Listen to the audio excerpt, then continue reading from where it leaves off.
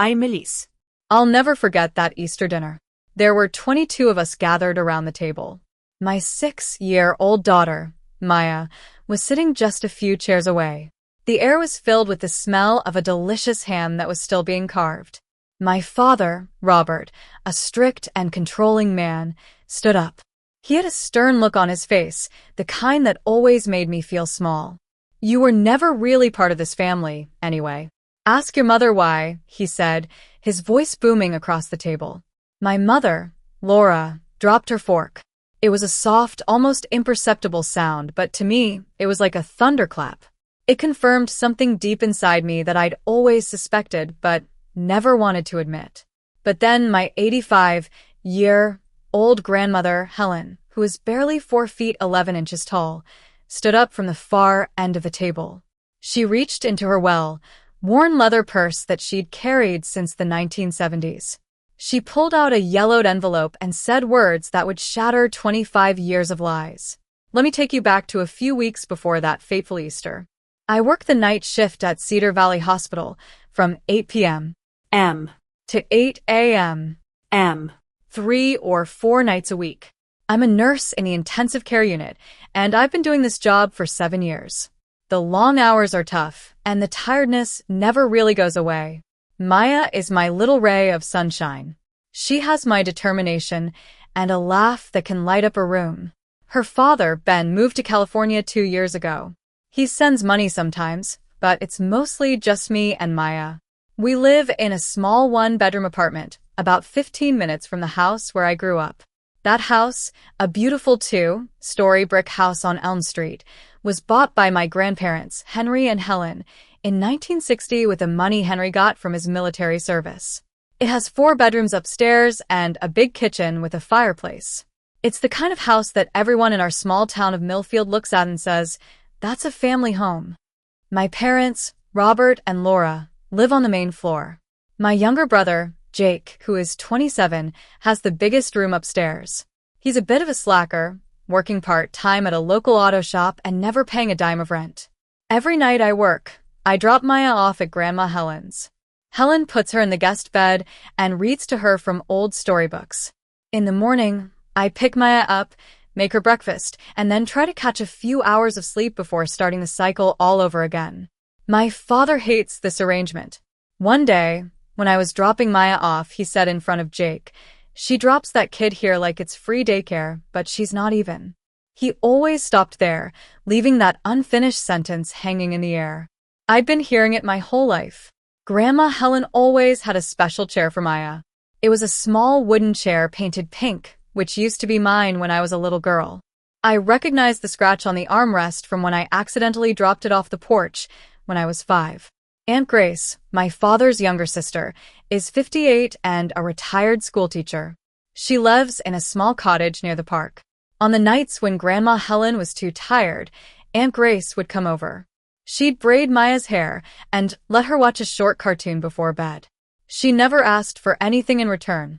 About a year ago, as I was getting ready to leave after dropping Maya off, Aunt Grace said, while wiping the kitchen counter, "You know your daddy's wrong about you, right?" I was too scared to ask what she meant. I just said, "Thanks for watching Maya," and left. 2 weeks before Easter, my father called and told me to come to the house. It wasn't a request, it was an order. I went right after dropping Maya off at preschool. Robert was sitting at the kitchen table with a cup of cold coffee. Laura was nowhere to be seen, and Jake was at work, or at least that's what he called it. "Sit down," Robert said. I sat. "Financial situations have changed," he said. "If you want to keep bringing Maya here at night, you need to contribute more." I'd been paying him $500 a month, which he called a household contribution. I didn't live there, and I hadn't since I was 20, but I paid it because he said it covered utilities and groceries. "How much more?" I asked. $700, he replied. "Dad, I already pay more than Jake, and I don't even live here," I said. He looked at me as if I'd said something offensive. "Jake is family." "That's different," he said. I felt that word, family, like a punch in the gut. It was like he had a key to a door, and he could decide whether to let me in or not. Then he leaned forward. "If you can't manage it, I'll have to talk to Mom about the Maya situation." She's 85. It's a lot. I had no choice. I needed that arrangement for my work. So I said yes. That evening, Jake walked through the living room as I was writing the check. He heard everything, but didn't say a word. He just opened the fridge, took a beer, and went outside. Later, I found out that Dad had been telling Mom I was paying $300 a month and pocketing the difference. The house was not just a building, it was my lifeline. In Millfield, there's only one hospital, one elementary school, and no daycare open past 6 p.m. If I lost access to Grandma Helen's house for Maya's overnight stays, I'd have to switch today's shifts, which meant a pay cut and less time with Maya. Or I'd have to hire a private sitter I couldn't afford. About a week before Easter, I stopped by Grandma Helen's to pick up Maya's jacket. I heard Jake on the phone in the hallway. He was talking to his girlfriend, Sarah. Once the house is mine, Grandma can move to the small room. Or Alice can take her, he said, as if he was talking about moving a piece of furniture. I stood there, holding Maya's jacket, stunned. Jake didn't see me. He kept talking about knocking down a wall upstairs and renting it out. This was Grandma Helen's house. She'd lived there for 60 years and had planted every flower in the garden. I didn't confront him. I just put the jacket on Maya, buckled her in the car, and drove home. My hands were shaking on the steering wheel. I was a mix of anger and fear. 3 days before Easter, Aunt Grace called me. It was late, after 10 p.m. Maya was asleep at Grandma Helen's. I was sitting on my kitchen floor, eating dry cereal because I'd forgotten to buy milk. Alicia, has your daddy ever mentioned anything about the house to you? She asked. The house? No. Why? I replied. There was a long silence. I could hear her breathing. Just be there on Sunday and sit near Grandma, she said. Grace, what's going on? I asked. I can't say more right now, but be there. Promise me, she said. I promised, even though I had no idea what was going on. The next day, Saturday, I was at the local grocery store buying groceries for Easter dinner. I always cooked for holidays. For the past 13 years, I'd made all the traditional dishes: turkey, mashed potatoes, green bean casserole, and apple pie. I'd start at 6 a.m. on Easter morning. No one ever asked or helped. It was just expected of me. As I was loading the groceries into my car, I saw my father coming out of the law office on Main Street. He was carrying a large brown envelope, the kind used for legal documents. He walked quickly and didn't see me. I called out, Dad, what were you doing at the lawyer's? He turned, and his face went blank. None of your business, he said, then got in his truck and drove away. I stood there, holding the grocery bags, feeling helpless. I should have pushed harder, but I didn't. Easter Sunday arrived. I was up at 6 a.m. After a full night shift. I was exhausted, but the turkey wouldn't cook itself. I drove to the house on Elm Street with Maya still in her pajamas, her Easter dress hanging in the back seat. By 7 o'clock, I had the oven going. By 9 o'clock, the mashed potatoes were ready and the green bean casserole was in the dish. By 11 o'clock, the turkey was in the oven and the apple pie was baking. Mom came into the kitchen around 10:30. She set out plates and napkins on the long table in the backyard, then sat down in the living room and turned on the TV. That was her contribution. Jake showed up at noon with a cheap bottle of wine. My father looked at the bottle and said, loud enough for everyone in the kitchen to hear, "Now, that's a man who knows how to show up." I had been on my feet for 5 hours and no one said thank you. Maya helped me fold the napkins for the outdoor table. She was so careful following my instructions. We set 22 places under the string lights on the back porch. Grandma Helen came through the kitchen slowly, holding the door frame. She put her hand on my shoulder and said, "You look just like your daddy when he was kind, dear." I smiled, thinking it was a compliment. Little did I know what was to come. By 5 p.m. everyone was seated around the table. Robert sat at the head, wearing a white dress shirt, which was unusual for a family dinner. He usually wore a flannel shirt. He had the brown legal envelope from the law office under his chair. I noticed it as I was carrying the turkey platter past him. Mom sat to his left, quiet and nervous. She'd reapplied her lipstick several times. Jake sat across from her, with Sarah beside him. Sarah was wearing a pretty dress and had a smug look on her face, like she knew something good was about to happen. Aunt Grace was to my right, and she'd saved the seat for me.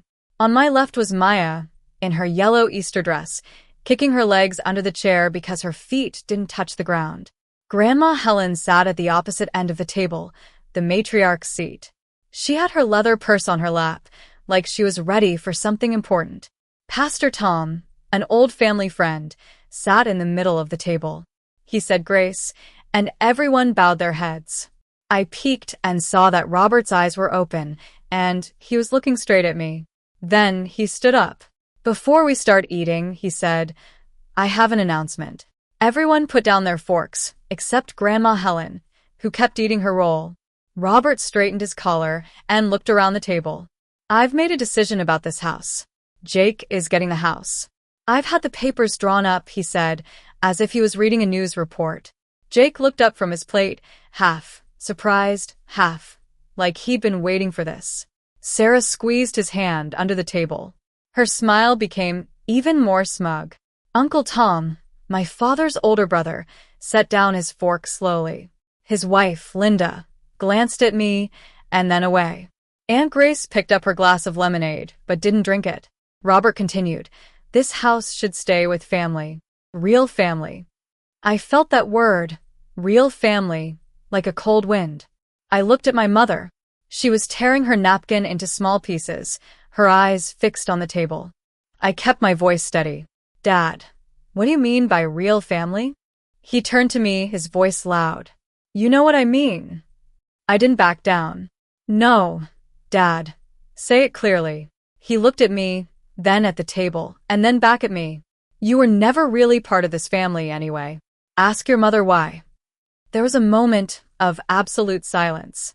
Then, Mom's fork clattered on the plate. She didn't pick it up. Maya pulled on my sleeve. Mommy, are we not family? She asked, her voice trembling. Something inside me snapped. I looked at my father and said, you just said that in front of my daughter. Whatever you think you know, you don't get to do that. I picked Maya up and carried her to Aunt Grace. Grace opened her arms, and Maya buried her face in her shoulder. I walked back to my seat and stood up. You've been hinting at this my whole life. So say it right here, right now, all of it, I said. Robert laughed, a short, dry laugh. I don't owe you an explanation. You just told 22 people I'm not part of this family. You owe everyone at this table an explanation, I said. He hesitated, then said, your mother told me the truth 25 years ago. You're not my biological daughter, someone else's blood. I raised you anyway. But this house is our family's blood. I looked at my mother. Mom, is it true? Her chin trembled. I'm sorry, Alicia, she said. At that moment, Grandma Helen stood up. She was like a tiny but powerful force. Sit down, Robert, she said. My father, who was 60 years old, sat down without thinking. Grandma Helen unclasped her purse and pulled out the yellowed envelope. 25 years I've kept this, she said. 25 years I've watched you treat this girl like she was nothing. I promised Henry I'd wait until you showed everyone who you really are. You just did. She placed the envelope in the middle of the table. Open it, Robert, or I will. My father stared at the envelope, his hand shaking. He finally opened it and pulled out a letter. Grandma Helen said, that letter is from your wife, written to a man named Carl in 1998. It says, he'll never find out about Jake. Robert thinks the boy is his. That's all that matters. The room was in shock. Jake stood up. What? What about me? He asked. My father tried to deny it, but Grandma Helen reached into the envelope and pulled out a DNA test result. After Henry passed, I ordered a DNA kit. I swabbed myself, took hair from Jake's pillow, and used Robert's old brush. The results show that Robert and Jake are not biologically related, she said. Jake was in disbelief. He pulled away from Sarah and walked into the house. My father was speechless. Grandma Helen looked at me and gave me a small nod. Alicia, this house is in my name. Always has been. It will be yours and Maya's when I'm gone. But I understand if you don't want it. You've always been the one who showed up, who cared. I shook my head. Grandma, I appreciate what you did, but I don't want to build my life on a fight. I want Maya to see me earn what we have. I picked Maya up and walked out of the house. The drive home was quiet. Maya fell asleep in the car. In the days that followed, the whole town found out about the family secret. My father lost his position in the church because of his actions. Jake didn't speak to my father for weeks and started asking my mother questions about the truth. A few weeks later, Jake came to the dairy dip where Maya and I were having ice cream. He sat down and said, "I didn't know Alicia." I told him, "You're still my brother, Jake. Blood or not." Maya offered him a spoonful of her ice cream, and for the first time, I saw a real change in Jake's face. A month after Easter, my father called me. His voice was different, softer. "Can we talk?" he asked. I agreed, but set some conditions. He had to never say anything about my parentage in front of Maya, stop asking for the extra money, and let Grandma Helen make decisions about the house. He agreed. I also told him to go to counseling. "You wouldn't have done what you did if you weren't in pain," I said. 2 weeks later, Aunt Grace called to tell me that my father had made an appointment with a therapist. 6 weeks after Easter, my mother came to my apartment. She was holding a shoebox filled with photos of me as a baby, at school, and on my graduation day. "I kept these hidden. Your father didn't know," she said. I told her, "You took 25 years from me and Dad. But Maya loves you. I'll let her decide if she wants to see you." 2 months after Easter, on a Saturday evening, it was just me, Maya, and Grandma Helen. Helen was making cornbread, and Maya was helping her. They had flour on their faces, and they were laughing. I leaned against the kitchen doorframe and thought, this is what family really means. It's not about whose name is on a deed or who sits at the head of the table. It's about love, laughter, and being there for each other. I don't know what the future holds. I don't know if my father and I will ever fully reconcile. But I know one thing. Maya will never sit at a table where someone tells her she doesn't belong.